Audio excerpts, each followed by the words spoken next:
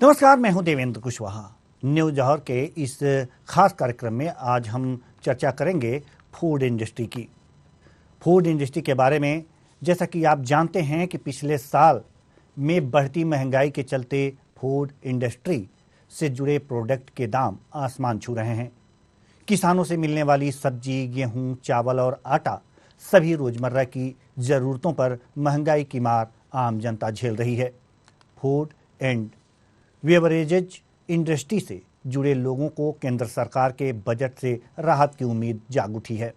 वहीं दूसरी ओर आरबीआई ने महंगाई को रोकने के लिए कई तरह के उपाय किए हैं, लेकिन इसका कोई खास असर दिखाई नहीं दिया।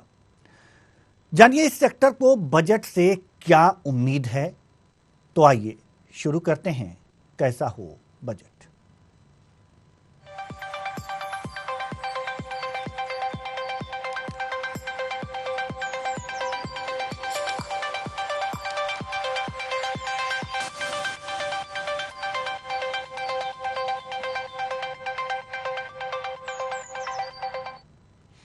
केंद्रीय वित्त मंत्री निर्मला सीतारमण 1 फरवरी 2023 को संसद में अगले वित्तीय वर्ष 2023-24 के लिए आम बजट पेश करेंगी। इस बजट के आने से पहले देश के कई सेक्टर बजट से ही काफ़ी उम्मीद लगाकर बैठे हैं। इसमें फूड इंडस्ट्री के क्षेत्र में कुछ बदलाव करने की मांग भी उठाई जा रही है, क्योंकि इस सेक्टर में उत्पादों और कच्चे माल की लागत में काफ़ी बढ़ोतरी हुई है। इसलिए सरकार की ओर से इनपुट टैक्स क्रेडिट की अनुमति देना इस क्षेत्र के लिए वरदान साबित हो सकता है।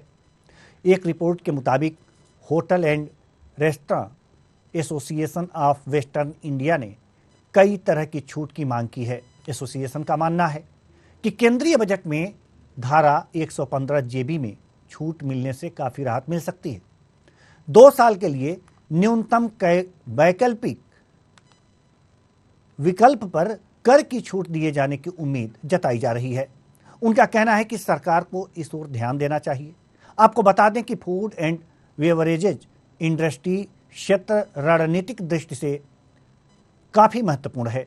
यह भारत के सकल घरेलू उत्पाद में यानी कि जीडीपी में 3% का योगदान देती है। भारत में food and beverages industry 7.3 million से अधिक लोगों को रोजगार मिलता है। साथ ही भारत अब देश में सबसे बड़ा इसका नियोक्ता बनता जा रहा है। आज इसी मुद्दे पर चर्चा करेंगे कि आखिर इस फूड इंडस्ट्री को बजट से क्या उम्मीदें हैं, क्या और इन्हें चाहिए कि ये इंडस्ट्री और ग्रो कर सके। आज इसी मुद्दे पर हम चर्चा करेंगे और चर्चा के लिए जैसे ही हमारे साथ मेहमान जुड़ेंगे इस पर हम आगे की वार्ता जारी रखेंगे। लेकिन सवाल यहाँ पर जो सामने आ रहे हैं वो ये है कि आखिर ये महसूस क्यों हुआ कि फूड इंडस्ट्री को आगे बढ़ाना चाहिए। जैसा कि शहरों में हम देखते हैं कि भागदौड़ भरी जिंदगी होती है और लोगों के पास समय नहीं है कि वो इस चीज़ की इस समय जो है वो अपनी खाना पकाएं, बनाएं। तो इस तरह से तमाम दिक्कतें आती हैं इस भागदौड़ भरी जिंदगी में, और इसलिए इस इंडस्ट्री का विकास लगातार हो रहा है और इसलिए इसका विकास शहरों में ज़्यादातर हो रहा है।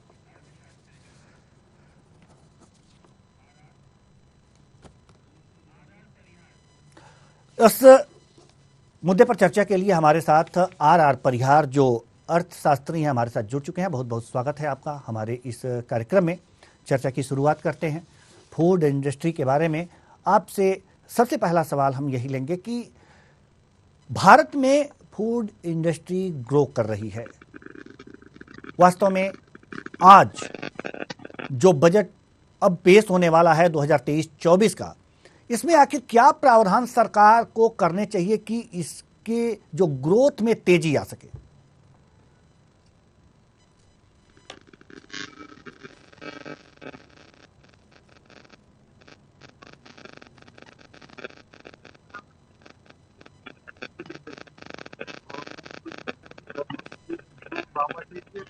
जी डॉक्टर आर परिहार जी, हमें लग रहा है कि आपकी माइक में कुछ डिस्टरबेंस है, उसे आप ठीक करें और फिर हम आपसे चर्चा जारी रखेंगे। तो हम बात कर रहे थे खाद्य उद्योग की। खाद्य उद्योग भारत में बढ़ता जा रहा है, फूड का कारोबार जो है वो बढ़ता जा रहा है। क्यों बढ़ता जा रहा है, अभी हमने आपको बताया कि जो भाग दौड़ भरी जिंदगी है लोगों की शहरों में, वो सबसे बड़ी बात वहाँ पर ये होती है कि लोगों के पास समय नहीं है खाना बनाने का, खाना पकाने का। इतनी भाग दौड़ भरी जिंदगी और व्यस्ततम जिंदगी, ऐसे में इस इंडस्ट्री का विकास लगातार हो रहा है, ऐसे उद्योगों का विकास हो रहा है और ये काफ़ी फल फूल रहा है। लोग बस ऑर्डर करते हैं, उनके सामने खाना हाजिर हो जाता है।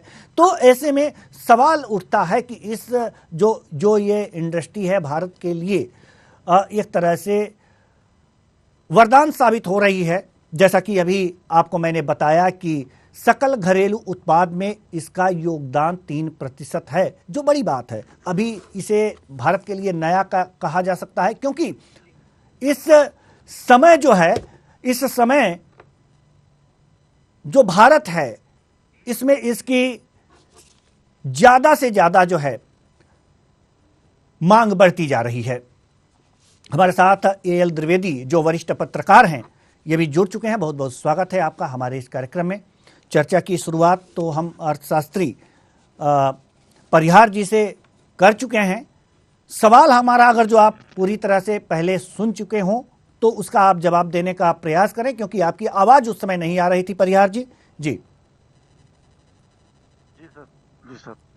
सर ये इंडस्ट्री फल फूल तो रही है, साथ में क्या होता है कि इसको कच्चा माल जो है वो महंगा पड़ता है।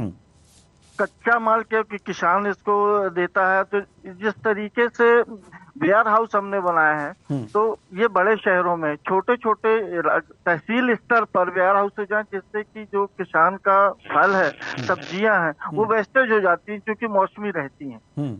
तो उसका रख रखाव जब होगा तो रेस्टोरेंट को ये जो रॉ मटेरियल महंगा पड़ता है वो और सस्ता पड़ जाएगा। जब ये सस्ता पड़ेगा तो साथ में किसानों को भी ये रहेगा कि उनका माल उचित रेट पर सस्ते दामों पर जा रहा है। और यहाँ रेस्टोरेंट को जो होता है वो हरी सब्जियां हैं, फल है, ये सस्ते पड़ेंगे। जब सस्ते पड़ेंगे तो रेस्टोरेंट से खाना जो है वो सस्ता पड़ेगा। तो जो बहुत सभी लोग ये है कि रेस्टोरेंट में नहीं जा पाते महंगाई के कारण, वो इन लोगों को भी क्या होता है कि ये जब जाएंगे तो उससे सरकार की आय बढ़ेगी। सरकार को बजट में ये प्रावधान मेरे ख्याल से करना चाहिए कि कृषि के क्षेत्र में जो वेयर हाउस हमने बनाया है, तो वेयर हाउस पर्याप्त मात्रा में नहीं है। सरकार फसलों को क्रय करती है और वेयर हाउस न होने के कारण खुले मैदानों पर पन्नियां लगा के रखती है और वो बेस्ट होता है सरकार का।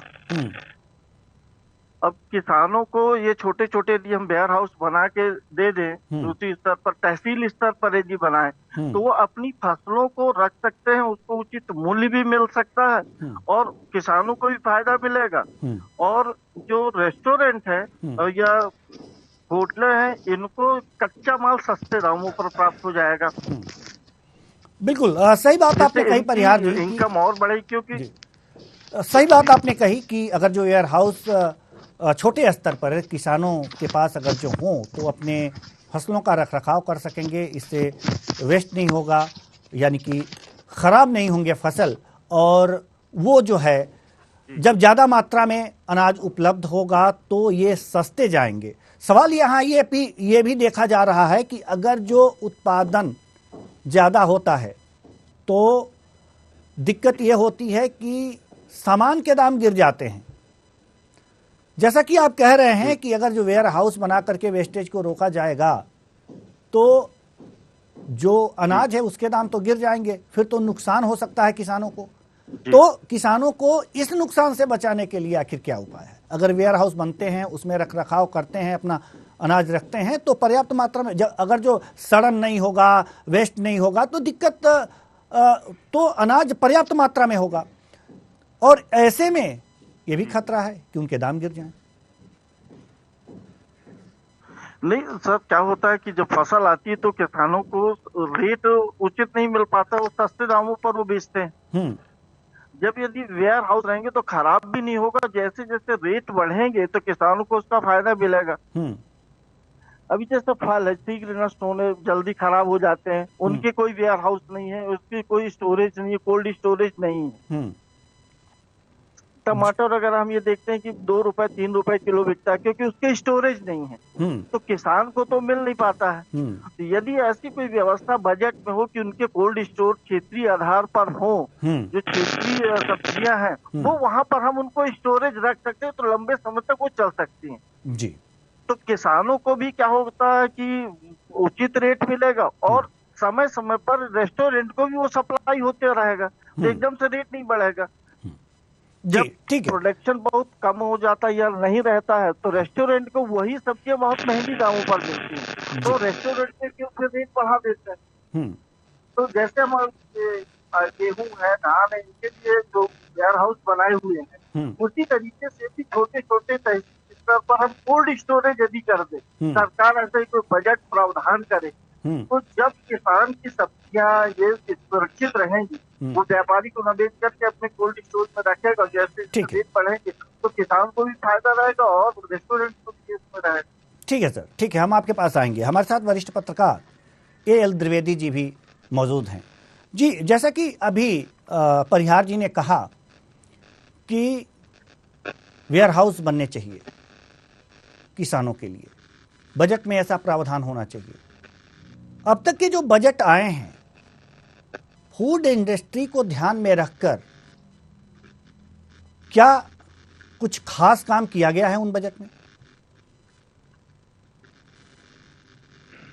देखिए, निश्चित तौर पर देवेंद्र जी, फूड इंडस्ट्री एक इंपॉर्टेंट इंडस्ट्री है जिसको लेकर के लगातार कयास लगाए जा रहे हैं कि शायद अब जो ये बजट आने वाला है, जिसको एक चुनावी बजट भी कहा जा रहा है, क्योंकि लगातार मध्य प्रदेश, छत्तीसगढ़, कई राज्यों में चुनाव होने हैं, उसके बाद लगातार लोकसभा चुनाव होना है।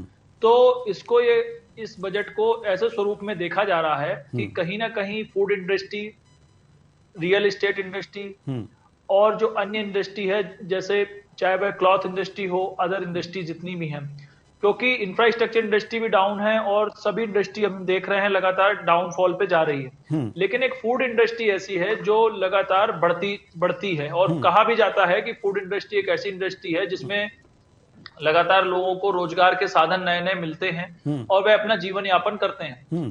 तो इस इंडस्ट्री से सबसे ज्यादा उम्मीद लगाई जाती है। अब सबसे बड़ी बात, उसमें मुख्य बात ये आ जाती है कि जिस प्रकार से टैक्सेस को लेकर के विरोधाभास है हमारे देश में, क्योंकि कच्चा माल जो होता है उसमें फ्लैट टैक्स जो लगता है, उसको लेकर के जब रॉ मटेरियल पे टैक्स लगता है और फिर जब वो फाइनल मटेरियल बनता है उसमें एक अलग स्वरूप में टैक्स लग जाता है। तो उसको लेकर के व्यापारियों में बहुत असमंजस है और वे चाहते हैं इस टैक्स का कहीं ना कहीं एक सरलीकरण होना चाहिए, जिसमें एक प्रोडक्ट जब बन के तैयार होता है तो उसमें एक फ्लैट टैक्स लगे और वो टैक्स वह उपभोक्ता जो होता है उससे वह वसूल कर पाए। लेकिन अभी देखने में यह आ रहा है कि रॉ मटेरियल जो है उस पर एक अलग प्रकार का टैक्स बनता है और जो फाइनल मटेरियल जब हो जाता है तो उस पर एक अलग टैक्स, पैकेजिंग का और सब कुछ मिलाकर एक अलग टैक्स बन जाता है जी। तो इसको लेकर के विरोधाभास है और इसका सरलीकरण लगातार व्यापारी जो संगठन है वे मांग कर रहे हैं कि इसका सरलीकरण होना चाहिए और उसमें कहीं ना कहीं व्यापारियों को रियायत मिलना भी बहुत जरूरी है, क्योंकि जिस प्रकार से अभी आप बता रहे थे कि कोल्ड स्टोरेज है, वेयर हाउसेज हैं, ये हमारे देश में बने हुए हैं और भी बन रहे हैं या लगातार बनेंगे।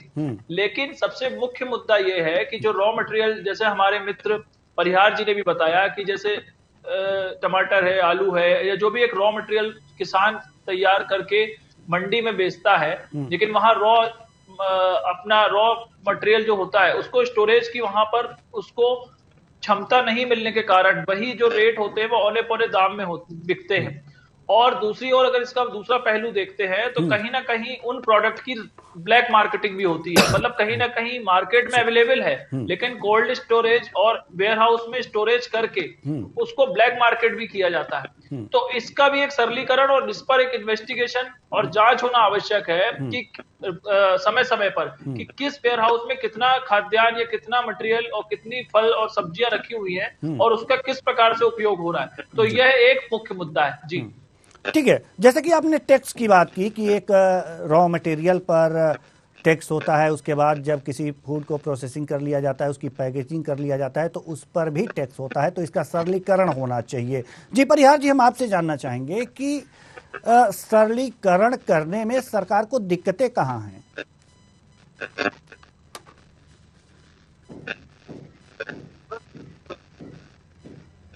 जी, आपकी आवाज नहीं आ पा रही है हमारे पास, माइक से दिक्कत है आपकी। जी, मैं ये कहना सरलीकरण ये करना चाहिए कि जो तहसील स्तर पर है जी, तो वही पर इसकी पैकेजिंग की व्यवस्था करनी चाहिए। जिससे क्या होता है, लोकल स्तर पर लोगों को रोजगार भी मिलेगा और रोजगार के साथ साथ ये किसान को ये रहेगा कि हमारा जो माल है, रॉ मटेरियल है, वो हमारे कोल्ड स्टोर से सुरक्षित है। जैसे जो ने बताया कि जो कोल्ड स्टोर है वो काला बाजारी करते हैं, माल रहता है तो महंगा मिलता है। तो जब हम तहसील स्तर पर, जिले स्तर पर छोटे छोटे कोल्ड स्टोरेज हम तैयार करते हैं तो वहाँ पर काला बाजारी की संभावनाएं कम हो जाती है। क्षेत्रीय स्तर पर जो जितना प्रोडक्शन होता है उन्हीं क्षेत्रों पर रहता है, तो क्षेत्रों पर क्या होता है, तो सस्ते दामों पर ये कोल्ड स्टोर से जब माल जाएगा रेस्टोरेंट में, होटलों में, तो उनको भी सस्ता मिलेगा। जब प्रोडक्शन एकदम से अधिक हो गया तो फिर वो सस्ते दामों पर उनको मिल रहा है, पर उस टाइम पर रेस्टोरेंट अपने रेट कम नहीं करते जी। यदि उनको सब्जियां मान लीजिए सस्ती मिल रही है तो अब उसका रेट कम कर दिया जाए। वो तो रेट एक जैसा रखे, जो बढ़ा हुआ रेट ही लागू कर दिया तो रेट जब सामान्य रहेगा उनको तो वो खाने पीने की सब्जी मिलेगी। जो आम जनता रेस्टोरेंट नहीं पहुंच पाता वो वो भी पहुंचेगा, जब वो सस्ता होने वो भी जाएगा। तो साथ में जो रेस्टोरेंट की उनकी कमाइयां बढ़ेगी और सरकार को भी इससे फायदा होगा। ठीक है, तो सवाल यहाँ पर यह भी है कि कोल्ड स्टोरेज की अगर जो छोटे छोटे जगहों पर यानी कि तहसील स्तर पर अगर जो आप कह रहे हैं कि वहाँ पर स्थापित किया जाए तो ये सारी दिक्कतें दूर हो सकती हैं, लेकिन जहाँ तक फूड इंडस्ट्री की बात है तो यहाँ तो कच्चे माल रॉ मटेरियल्स ही उपलब्ध हो पाएंगे गाँव की जहाँ तक बात है। एल द्विवेदी जी, हम आपसे ये जानना चाह रहे हैं कि अगर जो ये रॉ मटेरियल से ही कमाई हो सकती है गांव में, लेकिन उसकी फूड पैकेजिंग करके ये ज़्यादातर शहरों की बात है। यहाँ पर लोग जहाँ व्यस्त होते हैं, खाना बनाने में दिक्कतें होती हैं और थके हारे आते हैं तो बस फूड ऑर्डर करके अपना बैठ जाते हैं और खाना खा लेते हैं। तो इसका विकास जो है वो शहरों की तरफ ज़्यादा होता है, गाँव में इस तरह के प्रॉब्लम्स लगभग नहीं आते हैं। तो रॉ मटेरियल्स गांव से लिए जाते हैं और शहरों में इस तरह के इंडस्ट्री का विकास होता है। तो सवाल यहां पर यह है कि गांवों से रॉ मटेरियल अगर जो आसानी से शहरों तक पहुंच जाए, सस्ता पहुंच जाए, तो इस फूड इंडस्ट्री के विकास में और योगदान मिलेगा और जो लोग ऑर्डर करके या फिर रेस्तरां में जा करके, होटल में जा करके खाना खाते हैं उनको सस्ता मिल सकता है। लेकिन क्या ये सस्ता करने के उपाय बजट में निहित हो सकता है? अगर हो सकता है तो किस तरह से?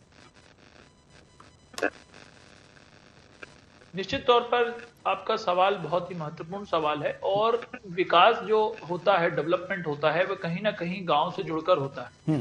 अगर रॉ मटेरियल का ट्रांसपोर्टेशन, जिसको हम माल भाड़ा भी कहते हैं, लगातार बढ़ता जा रहा है और ट्रांसपोर्ट एसोसिएशन भी लगातार कह रही है कि ट्रांसपोर्ट भाड़े में कहीं ना कहीं रियायत या छूट होना चाहिए, क्योंकि जब मटेरियल एक लोकेशन से दूसरे लोकेशन पे ट्रांसपोर्ट होता है तो उसमें माल भाड़ा बहुत ज्यादा पड़ता है और दूसरा उसकी पैकेजिंग, लोडिंग, अनलोडिंग, सभी प्रकार के उसमें टैक्सेस भी लगते हैं और लेबर का चार्ज भी बढ़ता है। अगर कहीं ऐसा स्वरूप बने कि गांव स्तर पे ही वह पैकेजिंग और फूडिंग का जो है वो पैकेजिंग का कार्य किया जाए, या स्मॉल इंडस्ट्रीज जिसको हम बोल रहे हैं, या लघु उद्योग, छोटे उद्योग स्थापित करके उनका प्रोसेसिंग वहीं कर दिया जाए और फाइनल मटेरियल तैयार करके उनको शहरों की तरफ भेजा जाए, तो कहीं ना कहीं इन चीजों में रियायत मिलेगी और टैक्सेस में जो है वह छूट मिलेगी। क्योंकि हमने जब देखा है कि शहरों में जो टैक्स की प्रणाली होती है वह थोड़ा सा अलग होती है और माल भाड़ा सब कुछ लगने के बाद वह शहर में पहुंच पाता है। अगर उसी स्वरूप में अगर हम उसी क्षेत्र में वही मटेरियल तैयार कर लेते हैं, पैकेजिंग कर लेते हैं, तो सिर्फ उसमें कहीं ना कहीं ट्रांसपोर्ट भाड़ा और अन्य संसाधन होंगे। क्योंकि आज भी हम देखते हैं कि लेबर जो होती है वह गांव क्षेत्र में थोड़ा स्वरूप उसका कम है और वह बहुत मात्रा में पाई जाती है और मिल भी जाती है और काम भी हो जाता है। लेकिन शहरों में कहीं ना कहीं लेबर और संसाधन का अभाव तो नहीं कह सकते, लेकिन हाँ महंगी जरूर मिलती है। तो इसको करने का सबसे अच्छी विधि यह है कि अगर सरकार छोटी छोटी इकाई स्थापित करे ग्रामीण स्तर पे, पंचायत स्तर पे, तहसील स्तर पे, तो उसका स्वरूप एक बढ़ जाएगा और पैकेजिंग होकर जो मटेरियल है वह सीधे शहरों में पहुंचेगा और फूड इंडस्ट्री को कहीं ना कहीं ग्रो मिलेगी। जी, लेकिन सवाल यहाँ पर यह है कि गांव से शहरों की दूरी कुछ ज्यादा ही होती है और शहर से शहर में डिलीवरी करने की जो बात आती है, पहुंचाने की जो बात आती है, वो तेजी से होगी। अगर गांव में ये पैकेजिंग होती है तो शहर के लोगों को पहुंचाने में दिक्कतें हो सकती हैं। इस समस्या से निपटने के क्या उपाय किए जा सकते हैं?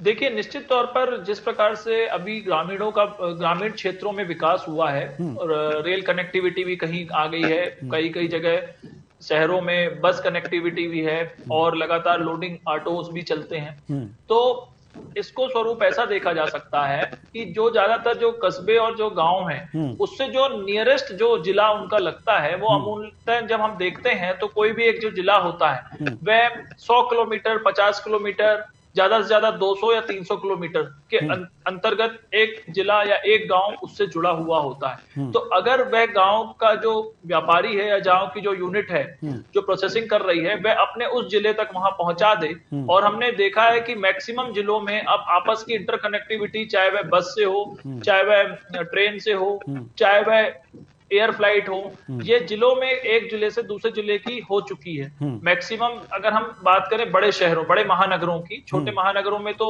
एक शहर से दूसरे शहर के लिए बस और अन्य साधन उपलब्ध है। तो जो कस्बे से, जो गांव से अगर वह जिले तक वह जो प्रोडक्ट है वह पहुंच जाता है तो उस जिले से लेकर के अन्य जिलों में भेजना यह एक बड़ा टास्क सरकार के लिए या एक जो ट्रांसपोर्ट होता है उसके लिए नहीं होता है। मूल मुद्दा इसमें यह है कि उसको रियायत भाड़ा और जो माल भाड़ा है उसमें कहीं ना कहीं उसको छूट मिलना चाहिए, जिससे वह एक जिले से दूसरे जिले में ट्रांसपोर्ट आसानी से कर पाए। जी जी, जैसा कि परिहार जी, जैसा कि अभी द्विवेदी जी ने कहा है, जो बातें वो वास्तव में कितनी व्यवहारिक लगती हैं आपको?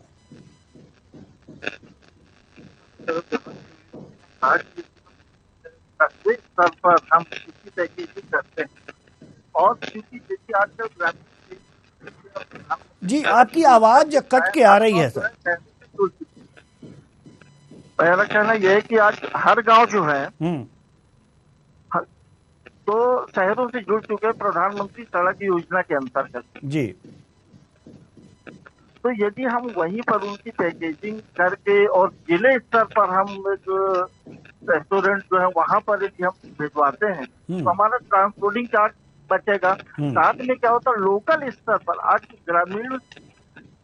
ग्रामीण क्षेत्र से रोजगार की तलाश से बड़े महानगरों में लोग पलायन कर रहे हैं। यदि वहीं पर उनको इस तरीके से रोजगार मिल जाते, जैसे अब ग्रामीण क्षेत्र के स्तर पर हमने मैदा मिल है, अब बड़े बड़े शहरों में मैदा मिल है, छोटे स्वरूप में मैदा मिल हो गई, चावल मिल है, दाल मिल है, पोहे वगैरह, ये छोटे स्तर पर हम उसको तैयार करके ट्रांसपोर्टिंग के माध्यम से बड़े शहरों तक भेज सकते हैं। तो एक तो क्या सर, एक समस्या है, ये एक समस्या जो मेरे दिमाग में आ रही है, जो उपाय आप दोनों द्वारा बताए जा रहे हैं उसमें हमें एक समस्या दिख रही है। समस्या जैसे कि ये है कि गेहूं से आटा बनाकर जिले तक तो पहुंचाया जा सकता है, लेकिन अगर कोई रोटी का ऑर्डर देता है तो उसे कैसे पहुंचाया जा सकता है 50 किलोमीटर दूर? हाँ जी, दिक्कत यहाँ पे है। ये चीज तो संभव नहीं है जी। यहाँ तो ये तो दिक्कत आएगी, ये तो संभव नहीं जी। तो अभी कैसे होते, जैसे मान लीजिए मैदा मिल है, चावल मिल है, दाल मिल है, तेल मिल है, ये सब बड़े बड़े शहरों पर है।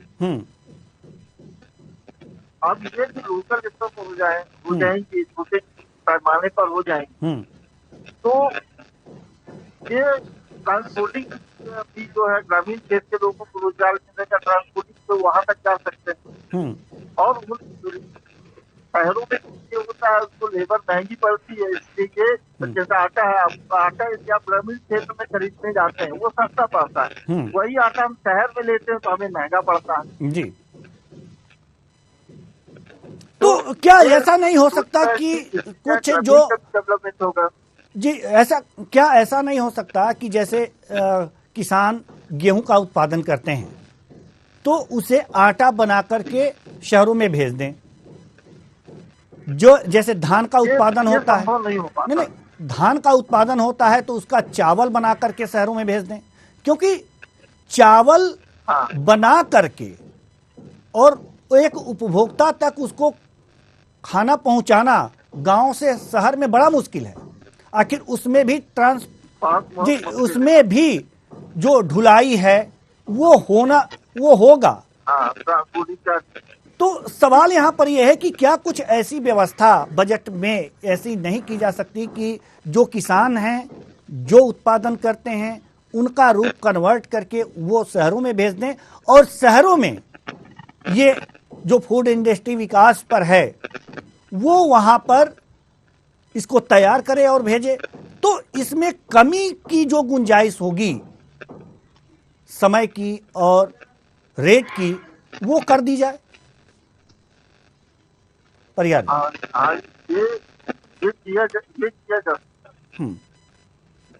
ये किया जा सकता है।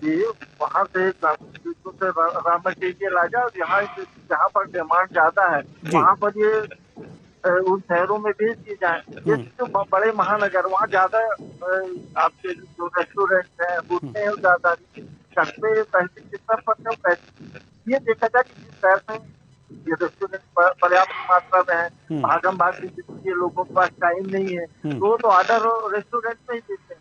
तो ऐसे शहरों को हम ये टारगेट करेंगे टाइम से वहाँ पर ये रॉ मटेरियल पहुँच जाए। ठीक है सर, एक सवाल और, द्विवेदी जी ने ये कहा था कि दोहरा टैक्स लगता है, दोहरा टैक्स। द्विवेदी जी, जहां तक हम सही हैं, एक तो कच्चे माल पर और एक जो तैयार हो जाता है, जैसे कि अगर जो किसान कच्चा माल तैयार करता है तो उस पर टैक्स लगा, उसके बाद शहर में जाकर के अगर जो फूड प्रोसेसिंग हुई, पैकेजिंग हुई, तो वहां पर अलग से टैक्स लगा। तो इसके लिए क्या बजट में प्रावधान नहीं हो सकते? अगर जो ये दोहरा कराधान ना हो तो हमारी ये फूड इंडस्ट्री ज्यादा ग्रो कर सकती है, और इसके लिए बजट में क्या होना चाहिए? ज्यादा ग्रो कर सकती जी, डबल टैक्स की बात आई कि किसान गेहूं बेचता है जी, गेहूं से फिर हम आटा बनाते हैं, आटा से फिर हम डबल रोटी बनाते हैं जी। अब है तो रॉ मटेरियल 3 जगह इसको टैक्सेस देने पड़ रहे हैं, तो इसको टैक्स लास्ट में गवर्नमेंट से लेती, जो कंज्यूमर के पास जा रहा है, कंज्यूम कर रहा है, इसका उसका सेलिंग नहीं हो रही। तो यदि यहाँ पर टैक्स लगेगा तो उसी का टैक्स नहीं लगेगा तो माल सस्ता भी रहेगा। बिल्कुल बिल्कुल, क्या कुछ ऐसा करना चाहिए दोहरा कर ना लगे। जी जी, बहुत अच्छी बात है, और वास्तव में फूड इंडस्ट्री को ग्रो करने के लिए ये सारे उपाय अभी करने चाहिए, और अब देखना होगा कि बजट में ऐसे क्या उपाय होते हैं। बहुत बहुत धन्यवाद एल द्विवेदी जी, परिहार जी, आपका भी, आप आए और अपने अपने विचार इस संबंध में साझा किए। तो फूड इंडस्ट्री को ग्रो कराने के लिए एक तो सबसे पहले दोहरा कराधान जो लगता है उससे बचना चाहिए, और साथ ही साथ अगर जो गाँव को और शहरों का विकास एक साथ करना है तो कुछ जो तैयार माल होते हैं उसे गांव में तैयार करके शहरों में भेजा जाए, और शहरों में फूड पैकेजिंग हो तो बेहतर दोनों का ही सामूहिक विकास होगा और भारत आगे बढ़ेगा इस क्षेत्र में और भारत का विकास होगा, जीडीपी में बढ़ोतरी होगी। फिलहाल इस कार्यक्रम में बस इतना ही। मुझे दीजिए इजाजत। नमस्कार।